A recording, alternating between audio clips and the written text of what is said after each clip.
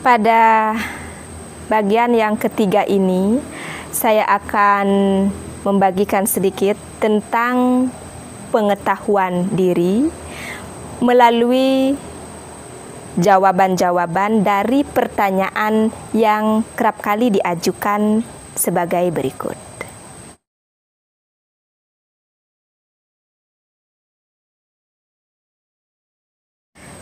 Jika yang ada hanyalah Brahman, lalu kenapa semua pengalaman ini nampak nyata bagi saya? Semua objek-objek yang saya visualisasikan, semuanya nampak nyata. Bagaimana saya bisa mengatakan ini ilusi?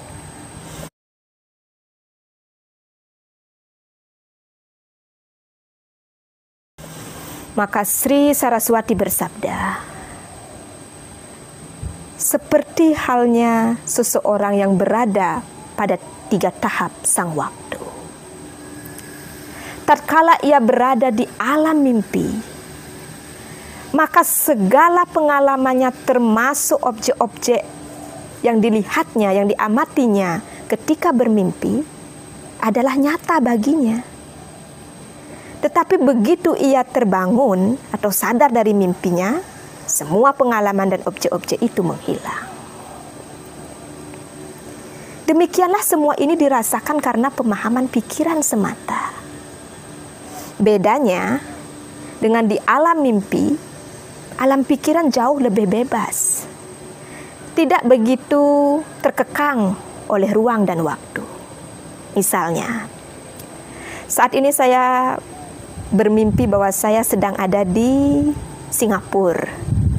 1 detik kemudian, tiba-tiba saya sudah ada di Paris. Demikian juga saat ini saya bermimpi, saya digendong masih anak-anak. 1 detik kemudian, tiba-tiba saya sudah menjadi tua. Yang mana hal ini tentu tidak mungkin terjadi di dalam kehidupan kita dengan badan fisik ini. Sebab badan fisik tentulah ia terikat oleh hukum-hukum fisika dan hukum-hukum alam. Lalu, jika demikian, mana yang lebih nyata? Apakah saya dalam mimpi atau saya di alam ini? Keduanya tidak dapat dikatakan sebagai nyata, sebab sesuatu yang berawal dari tidak ada, muncul atau dirasakan kehadirannya di tahap pertengahan, dan kemudian kembali kepada tidak ada, yang demikian ini bersifat non-eksistensi, ketiadaan atau asat. Para Maharsi Vedanta berpandangan, ketika seseorang masuk dalam keadaan semedi, terserap dalam Brahman, tidak ada pengalaman yang demikian itu. Alam semesta ini menjadi tidak ada. Dan dia hanya hadir dalam dirinya sendiri, yang Sat, Chit, dan Ananda. Sat, eksistensi, Chit, pengetahuan, dan Ananda, kebahagiaan.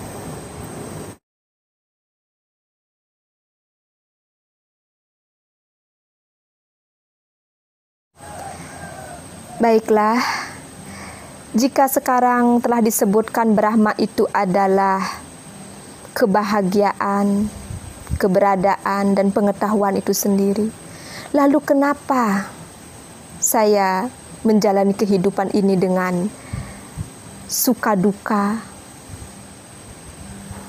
dapat terkena penyakit usia tua, dan akan mengalami kematian?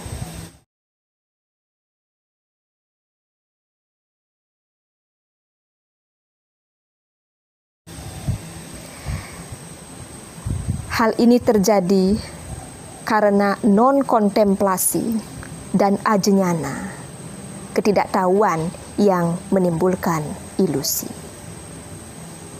akibat dari ketidaktahuan, sesuatu yang salah ditimpakan kepada sang diri atas yang bukan diri. Ibarat seperti melihat seutas tali di dalam remang-remangnya kegelapan, kita bisa saja salah menduga atau berilusi seolah-olah seutas tali itu adalah ular. Maka kita akan menjadi panik. Semakin kuat ilusinya, semakin menjadi panik dan ketakutan. Tetapi ketika engkau diberikan cahaya, penerangan, dan kau sekarang melihat bahwasanya itu bukanlah seekor ular, melainkan hanya seutas tali, maka saat itu juga penderitaanmu, kepanikanmu atau ketakutanmu akan sirna. Demikian pula lah penderitaan ini terjadi sebab superimposisi palsu yang ditimpakan kepada sang diri. Pemahaman yang keliru dalam mengidentifikasi sang diri.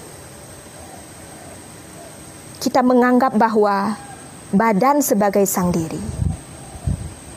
Sebagai akibatnya kita mengira bahwa sang diri dapat mengalami lapar, haus, penyakit, dan kematian. Kita menganggap bahwa sang diri adalah pikiran. Maka sang diri dapat mengalami penyesalan-penyesalan di masa lalu, kecemasan-kecemasan di masa depan, segala keinginan ataupun ambisi. Namun ketika engkau telah berada dalam pemahaman yang benar, bahwa sesungguhnya saya bukan badan dan saya bukan pikiran ini, ketika cahaya pengetahuan telah menembus kesadaranmu, tidak hanya secara intelek, maka di sanalah penderitaan akan mulai berkurang. Maka